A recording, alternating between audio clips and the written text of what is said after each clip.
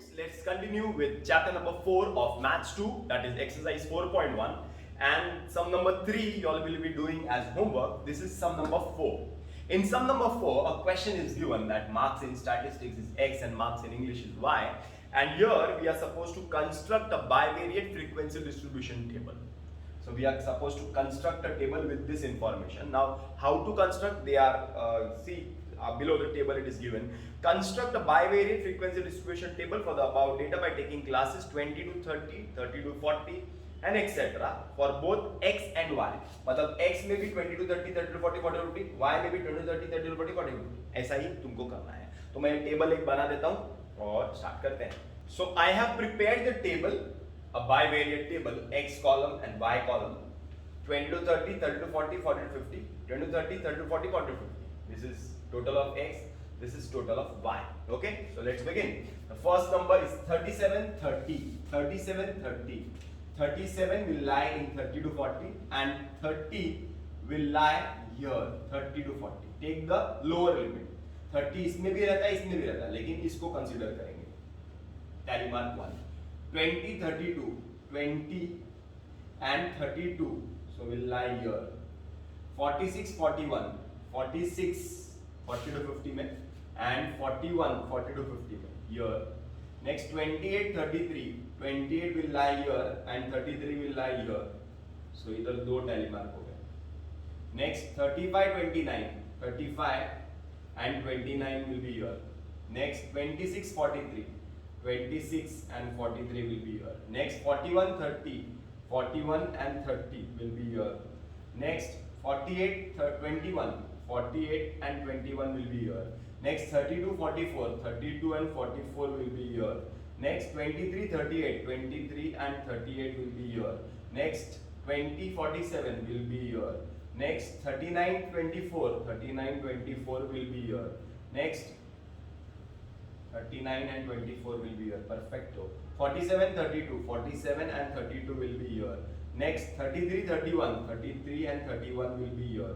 Okay. Next 27, 20, 27 and 20 will be here. Next 26, 21 will be here. Okay. So this will be 2, this will be 2, this will be 1.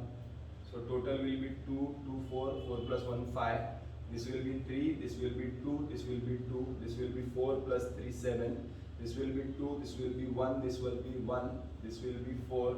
So 5, 5 plus 2 is 7, this will be 4 plus 1 is 5. This will be 4, 7 plus 5, 12, 12 plus 4 is 16, 4 plus 7 is 11, 11 plus 5 is 16, okay? Now after preparing this table, you are supposed to prepare a marginal frequency distribution table. मैंने सिखाया कल भी, एकदम easy है. Marginal frequency distribution table x के लिए बना लेते हैं पहले. x के लिए बनाते हैं, x में 20 to 30, 30 to 40, 40 to 50 and total n, ये frequency.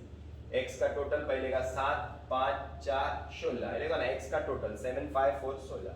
सिमिलरली y के लिए बनाते हैं marginal frequency distribution for y. Easy है ये, तुम लोग कर सकते हैं. मेरे हिसाब से तुमको कल के टेस्ट के लिए थोड़ा मेहनत करनी है. आज 2 ही सम कराता हूँ और ये 2 सम होमवर्क के लिए कर लो. इजी है. इसका y का टोटल इसका है 5, इसका है 7, इसका है 4, so total is 16. Easy. That means this is a very simple type of chapter.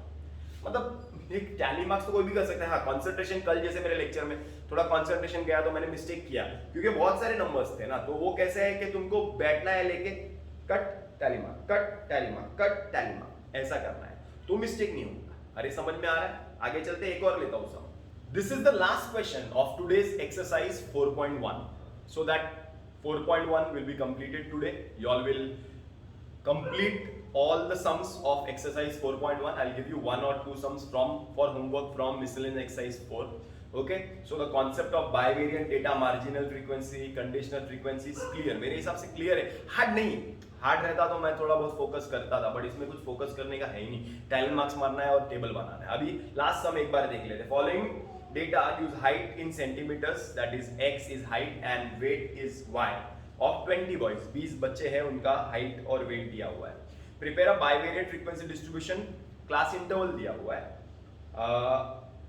150 to 154 155 to 159 ऐसा करके दिया हुआ है x का, और y का अलग दिया हुआ है। x का अलग है क्लास इंटरवल, y का अलग क्लास इंटरवल है। ओके, तो मैं एक काम करता हूं, मैं पहले टेबल बना देता हूं, ओके, और फिर टैली मार्क्स पुट अप करते हैं। So I have prepared the table, x column 150 to 154, 155 to 159, जैसा क्लास वो लोग ने बोला वैसे ही मैंने क्लास लिया है।